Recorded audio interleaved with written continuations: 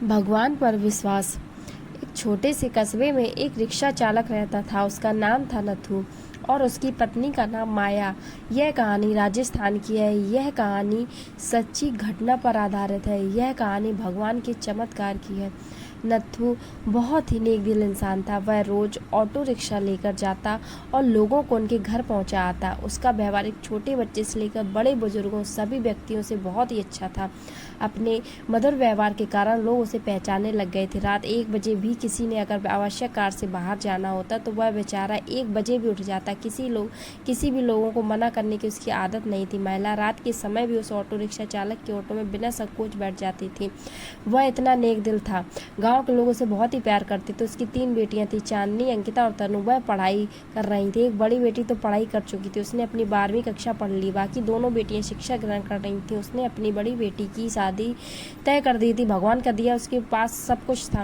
Rickshaw चालक ने अपनी बेटी का विवाह एक अच्छे परिवार में तय कर दिया। उसके ससुराल वालों ने शादी की तारीख निश्चित कर दी। ऑटो रिक्शा चालक ने रात दिन मेहनत करके अपनी बेटी की शादी के लिए रुपए जुटाए थे।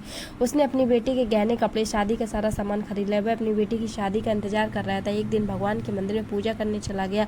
वह मंदिर में पूजा करने लगा, हे भगवान, मेरी बेटी की शादी जल्दी ही होने जा रही है। अपनी बेटी की शादी का सामान खरीदने में मुझे कभी कोई कमी नहीं है। आपकी दया से सब कुछ ठीक चल रहा है। सारा सामान भी आ गया, खाने पीने का सारा सामान भी आ चुका है। शादी के 2-3 दिन रह गए। अपनी बेटी के पास जाकर बोला, मेरे पास देने के लिए ज़्यादा तो कुछ नहीं, मैंने तुम्हारे लिए थोड़े से गहने भी बनवा दिए हैं। तुम्हारी दोनों बहनों के हाथ भी पीले करने हैं। तुम्हारा हाथ एक अच्छे परिवार में दे रहा हूँ और लड़का अच्छी नौकरी करता है। तुम्हें वहाँ कोई कमी नहीं रहेगी। बेटी लड़की पर आया तो धन होती है, उसे ससुराल जाना है। आज मैं तुम्हें एक शिक्षा दे रहा हूँ, अपने ससुराल में बड़ों का सम्मान करना, अपने सास ससुर की खूब सेवा करना।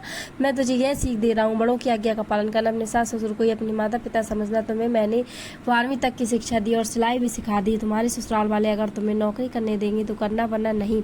हमारी मान मर्यादा का ख्याल रखना। लकड़ी ससुराल में सदगुणों सभी को अपना मान लेती। सास तुझे डांट डपट दें तो सोच लेना तुमने माता पिता ने डांटा है। मेरी इज्जत का सम्मान करना। अपनी बेटी को समझाने लग गया था। समझाते समझाते उसकी आंखों में आंसू आ गए थे। घर में शादी का माहौल था। घर में रिश्तेदारों का तांता लग गया था। ये दिन को सभी लोग आ जाते। किसी को क्या पता कि होनी तो कोई और ही खेल खेल रही थी।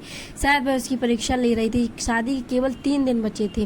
रात को ऑटो रिक्शा चालक के घर में भयंकर आग लग गई। सभी लोग सो रहे थे। रात को उनका सारा घर आग की लपटों में चपेट गया था। उसकी घर की छोटी बेटी अंकिता पानी पीने के लिए उठी। उसने देखा चारों ओर धुआं ही धुआं है।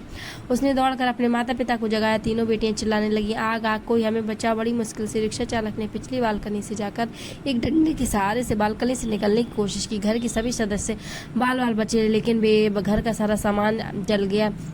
शादी का सारा सामान जलकर नष्ट हो गया। चांदनी भी बेहोश हो गई। दोनों बहनें भी चक्कर खाकर गिर पड़ी थी। चांदनी को थोड़ा थोड़ा होश आया था। लोगों ने सबको बड़ी मुश्किल से बाहर निकाला। थोड़ी देर पहले जहाँ खुशियाँ छा रही थी वहाँ का दृश्य देखा भी नहीं जा सकता था। जो भी देखता उसकी आंखों में आंसू निकलते। बेचारा अब क्या करेगा, बिना शादी के ही बेटी रहेगी। दूल्हा तो अब उसे बहाने से रहा। कुछ लोग तरह तरह की बातें करते। जितने में उतनी बातें। चांदनी दौड़ी दौड़ी अपने पिता के पास जाकर बोली, पापा आप निराश ना हो, आपने इतनी मेहनत से मेरी शादी के लिए रुपया जोड़ा था। पापा आप जरा भी चिंता मत करो, मेरी किस्मत में यही लिखा था। आप निराश ना हो, मुश्किल की इस घड़ी में हमें कमजोर नहीं पड़ना है। मैं आपका बेटा नहीं हूँ तो क्या हुआ, अपने बेटों की तरह हमारी परवरिश में कोई कमी नहीं रखी। हम तीनों बहनों को वह सब कुछ दिया जो आपसे बन पड़ा। तब तक दोनों बहनें अंकिता और तनु भी उठ गई थी। वह भी अपने पापा के पास जाकर खड़ी हो गई। पापा हम सब आपकी ताकत है, हम तीनों आपकी बेटियां नहीं बेटे। आज से हम भी आपके साथ कमाएंगे। चांदनी बोली, पापा अगर वह लड़का जिसने आपने मुझसे शादी के लिए चुना मुझसे सच्ची मोहब्बत करता होगा तो वह सब देखकर शादी के लिए इनकार नहीं करेगा। मैं भी उससे खुशी खुशी स्वीकार करूंगी। आप जरा भी चिंता मत करो। उन तीनों ने मिलकर अपने पापा को उठाया। मोहल्ले के सारे लोग इकट्ठे हो गए।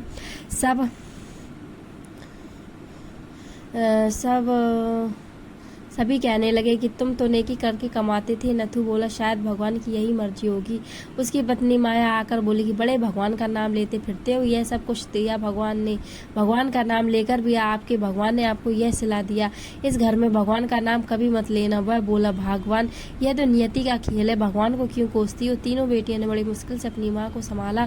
किसी ने प्रेस में खबर कर दिया। अगले दिन समाचार पत्र में आ गया कि नथुराम का घर जलकर सुहा हो गया। दूसरे दिन जब लोगों ने देखा ऑटो रिक्शा चालक तक नथु का घर आग की लपटों में जलकर पल भर में नष्ट हो गया था। उसकी बेटी की शादी के कुछ ही दिन रह गए थे। बेचारा अपनी बेटी की शादी कैसे करेगा। जिस किसी ने भी सुना हुआ है आए बिना न रह सके। जितने भी लोग उसके जानते थे सब की सब आकर न जाने क्या क्या लाए। उसके घर उपहारों से भर गया। कोई जेवर लाए, कोई कपड़े, कोई राशन, कोई रुपए। जिन सभी नेताओं ने सुना सभी ने नथुराम की सहायता की। वह था ही इतना नेक इंसान, उसकी बेटी की शादी को तो भला क्यों नहीं आता। शाम तक उसके घर में न जाने कितने रुपए इकट्ठे हो चुके थे।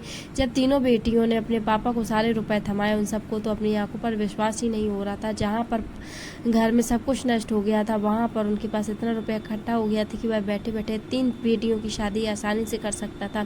भगवान जब देता है तो छप्पड़ फाड़ कर देता है। उसने बड़ी धूमधाम से मंदिर में अपनी बेटी की शादी की। लोग आपस में कह रहे थे इस नेक दिल इंसान की सहायता भगवान क्यों नहीं करते। आज तो भगवान की चमत्कार पर भी सभी को विश्वास हो गया था। भगवान जो करता है अच्छा ही करता है। नथुराम की पत्नी आकर बोली, मुझे माफ कर देना। गुस्से में भगवान के लिए न जाने क्या क्या अपशब्द कह गई। तीनों बेटियां मुस्कुराकर अपनी माँ को देख रही थी। थोड़ी देर जहाँ रुदन था वहीं पर सभी के चेहरों में खुशी झलक रही थी। भगवान की माया प्रबल है, वह इंसान की कड़ी से कड़ी परीक्षा लेने में कोई कसर नहीं छोड़ता।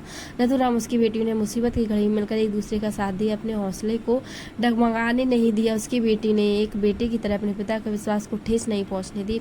भगवान ने रातों रात छप्पड़ फाड़ कर उनकी सहायता की। वह बोला, इतने रुपए इकट्ठे हुए कि जिससे मैं तुम तीनों की शादी आसानी से कर सकता हूँ। दोस्तों कैसे लगा हमें वीडियो में कमेंट सेक्शन में बताएं और ऐसी वीडियोज़ के लिए चैनल को सब्सक्राइब करें।